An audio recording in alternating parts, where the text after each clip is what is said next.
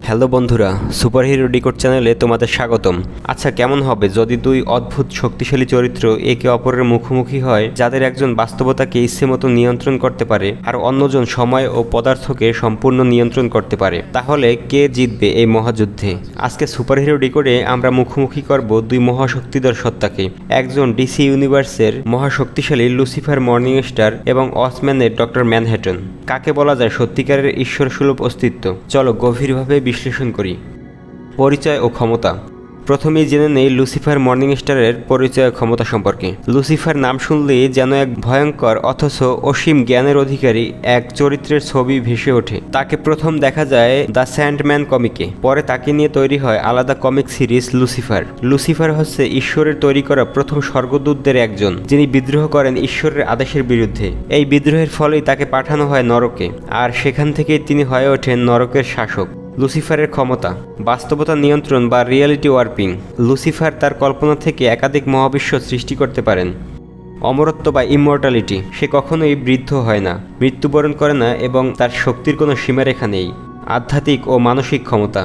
তিনি এতটাই বুদ্ধিমান ও সংবেদনশীল যে ঈশ্বরের পরিকল্পনা পর্যন্ত বুঝে ফেলার ক্ষমতা আছে। তার ইচ্ছাই হচ্ছে তার অস্তিত্বের চালিকা শক্তি। লুসিফার আসলে এমন এক চরিত্র যিনি কখনো যুদ্ধ চান না, কিন্তু কেউ তাকে বাধা দিলে তখন হয়ে ওঠেন ধ্বংসের দূত। ডক্টর ম্যানহ্যাটনের পরিচয় ও ক্ষমতা।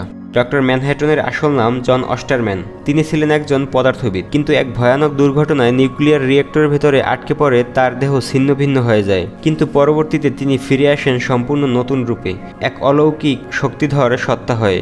ম্যানহ্যাটনের ক্ষমতা। পরমাণু নিয়ন্ত্রণ। তিনি যে কোনো বস্তুকে পারমাণবিক স্তরে গঠন বা ধ্বংস করতে পারেন। সময়ের ধারণা। ম্যানহ্যাটন অতীত, বর্তমান ও ভবিষ্যৎ সব একসাথে অনুভব করতে পারেন। তার কাছে সময় একটি সোজা রেখা নয়, বরং একটি গোলক। নিজেকে একাধিক স্থানে রাখার ক্ষমতা। তিনি একসাথে বহু জায়গায় উপস্থিত থাকতে পারেন। মহাবিশ্ব পরিবর্তন। ডিসি রিবার্থে দেখা যায় তিনি টাইমলাইন বদলে দিয়েছেন, এমনকি সুপারম্যানের অরিজিন পর্যন্ত পরিবর্তন করেছিলেন। তবে ডক্টর ম্যানহ্যাটনের একটা সমস্যা হলো তিনি ধীরে ধীরে মানবতা থেকে দূরে সরে গিয়েছেন। মানুষের অনুভূতি তার কাছে মূল্যহীন হয়ে পড়ে। এবার আসে মূল প্রশ্নে, কে কাকে হারাতে পারবে? প্রথমে তাহলে দুজনের শক্তির পরিসর জেনে নেই। লুসিফার মাল্টিভার্সকে নিয়ন্ত্রণ করতে পারেন, এমনকি বাস্তবতার ধারণাকেই পাল্টে দিতে পারেন। অপরদিকে ম্যানহ্যাটন মূলত ইউনিভার্স লেভেলের মধ্যে সীমাবদ্ধ, অর্থাৎ লুসিফারের শক্তির পরিসর অনেক বেশি। মনোযোগ ও ইচ্ছা শক্তি।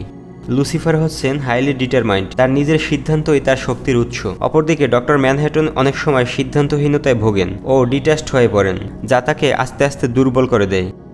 যুদ্ধ কৌশল।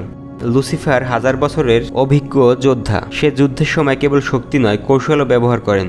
অপরদিকে ম্যানহ্যাটন বিজ্ঞান মনস্ক, সে আগে বিশ্লেষণ করে তারপর আঘাত হানে। এই ধীরগতির সিদ্ধান্ত অনেক সময় তার জন্য বিপজ্জনক হয়ে দাঁড়ায়।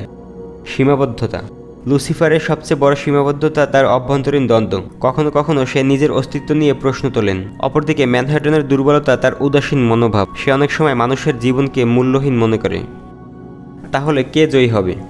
এই কাল্পনিক লড়াই যদি বাস্তবে হতো তাহলে লুসিফার বিজয়ী হবে, কারণ সে শুধু শক্তিশালী নয়, সে একজন অভিজ্ঞ, কৌশলী ও আত্মসচেতন সত্তা। সে বাস্তবতাকে নিজের মতো করে গঠন করতে পারে, এমনকি ডক্টর ম্যানহ্যাটনের অস্তিত্বকে নিমিষেই মুছে দিতে সক্ষম। লুসিফারকে বলা হয় ডিসি ইউনিভার্সের দ্বিতীয় শক্তিশালী সত্তা। তোমার মতে এই যুদ্ধে কে জিতবে, লুসিফার না ডক্টর ম্যানহ্যাটন? কমেন্টে তোমার মতামত জানাও। আর ভিডিওটি ভালো লাগলে সুপারহিরো ডিকোড চ্যানেলটি সাবস্ক্রাইব করতে ভুলো না।